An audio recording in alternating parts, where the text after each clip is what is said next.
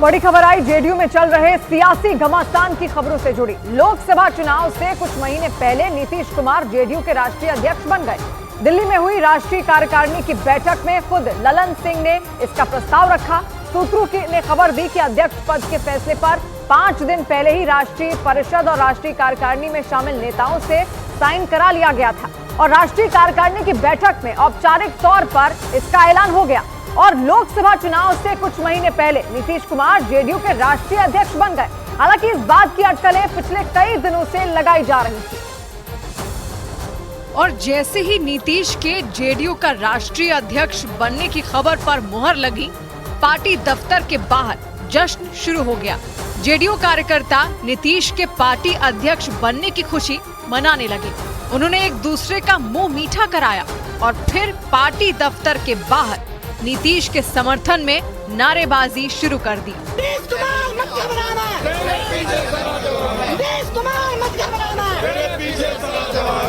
नीतीश समर्थक उनके पार्टी अध्यक्ष बनने पर इतने खुश हुए कि उन्होंने उनके पीएम पद उम्मीदवार बनने की भी मांग कर डाली।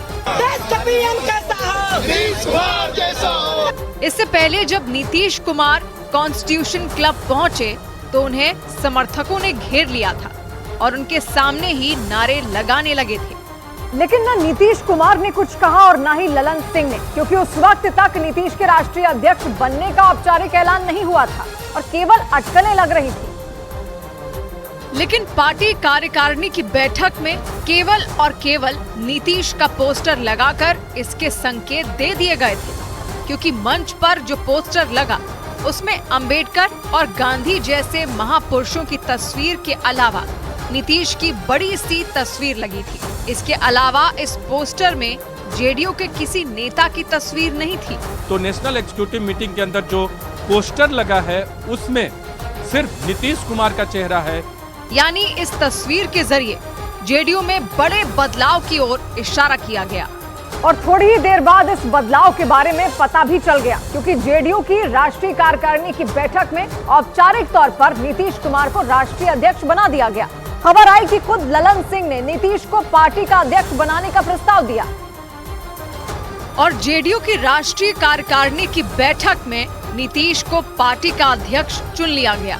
इस बैठक में नीतीश कुमार और ललन सिंह मंच पर एक साथ बैठे नजर आए। पार्टी के कुछ और नेता भी मंच पर मौजूद थे, लेकिन मीडिया का पूरा फोकस एक दूसरे के बगल में बैठे नीतीश कुमार और ललन सिंह पर था। इस कार्यक्रम में पार्टी नेताओं ने बारी बारी से नीतीश को शॉल ओढ़ाई, उनका सम्मान किया और फिर ललन सिंह को भी शॉल ओढ़ाई गई।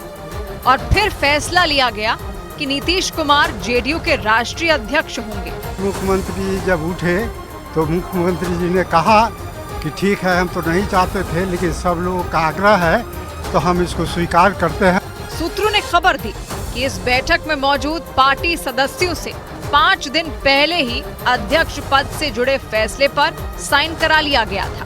बैठक के अंत में नीतीश और ललन सिंह भी कुछ कागजों पर साइन करते दिखे और फिर दोनों नेता शाम को होने वाली राष्ट्रीय परिषद की बैठक के लिए निकल गए। इस दौरान दोनों नेताओं ने मीडिया से बात नहीं की, लेकिन वो मीडिया के कैमरों के सामने साथ साथ ही दिखे। नीतीश कुमार और ललन सिंह एक ही गाड़ी में बैठकर कॉन्स्टिट्यूशन क्लब पहुंचे। एक दिन पहले की तरह आगे की सीट से नीतीश उतरे और पीछे की सीट से ललन सिंह, और फिर दोनों नेता साथ साथ कॉन्स्टिट्यूशन क्लब के अंदर गए। ललन सिंह और नीतीश कुमार दोनों एक साथ जेडीयू के अंदर कमान बदलने की पूरी तैयारी। नीतीश कुमार और ललन सिंह जब अंदर जा रहे थे तो वहां नीतीश समर्थकों की भीड़ जुटी थी। इस भीड़ ने उन्हें घेर लिया था, आगे बढ़ना मुश्किल हो गया था। यही नहीं, कार्यकारिणी की बैठक के दौरान बाहर मौजूद समर्थक लगातार नारे लगाते रहे। यानी नीतीश समर्थकों ने औपचारिक ऐलान से पहले नीतीश के समर्थन में माहौल बनाना शुरू कर दिया था। और थोड़ी ही देर में जेडीयू में सबसे बड़ा बदलाव हो गया। नीतीश के पार्टी अध्यक्ष बनने की कई वजहें बताई गई। सूत्रों ने बताया कि नीतीश से पार्टी के कई नेताओं ने ललन सिंह की शिकायत की थी। सूत्रों ने ये तक खबर दी कि ललन सिंह आरजेडी से नजदीकी बढ़ा रहे थे और पार्टी तोड़ने के चक्कर में थे और इसीलिए नीतीश ने उन्हें अध्यक्ष के पद से हटा दिया। लेकिन इन सारी खबरों के बीच ललन सिंह ने अपने हाव भाव से ऐसा दिखाया कि सब ठीक है, क्योंकि वो राष्ट्रीय कार्यकारिणी की बैठक के दिन नीतीश के साथ साथ रहे। राष्ट्रीय कार्यकारिणी की बैठक खत्म होने के बाद वो उनसे मिलने उनके घर गए। करीब 25 मिनट की मुलाकात के बाद ललन सिंह नीतीश से मिलकर निकल गए। उन्होंने कोई बयान नहीं दिया, लेकिन नीतीश के अध्यक्ष बनने से पहले और उनके अध्यक्ष बनने के बाद आई ज्यादातर तस्वीरों में ललन और नीतीश साथ साथ दिखे। जेडीयू ने दलील दी कि ललन सिंह ने लोकसभा चुनाव लड़ने के लिए पार्टी अध्यक्ष का पद छोड़ा। ललन सिंह ने कहा कि हमको चूंकि चुनाव लड़ना है और हम काफ़ी दिनों तक रह चुके हैं अध्यक्ष के पद पर, इसलिए हम अपने पद से इस्तीफा करते हैं। यही नहीं, कार्यकारिणी की बैठक से पहले वो पार्टी के पोस्टर पर भी लौट आए, क्योंकि रात भर में पार्टी दफ्तर के बाहर कुछ पोस्टर लगाए गए और इन पोस्टरों में नीतीश और ललन सिंह दोनों की तस्वीर नजर आई। जबकि एक दिन पहले दिल्ली में जेडीयू दफ्तर के बाहर लगी तस्वीरों में ललन सिंह की तस्वीरें नहीं थी। हालांकि ललन सिंह के पोस्टर लगने के कुछ ही घंटे बाद जेडीयू का अध्यक्ष बदल गया। यही नहीं, नीतीश के पार्टी अध्यक्ष चुने जाते ही पटना में उनके बड़े बड़े पोस्टर भी लग गए और इन पोस्टरों में नीतीश को पार्टी अध्यक्ष बनने की बधाई दी। नीतीश समर्थकों को जैसे ही पता चला कि वो पार्टी अध्यक्ष बन गए हैं, वो बड़े बड़े पोस्टर लेकर सड़कों पर आ गए और पटना की अलग अलग जगहों पर ये पोस्टर लगा दिए।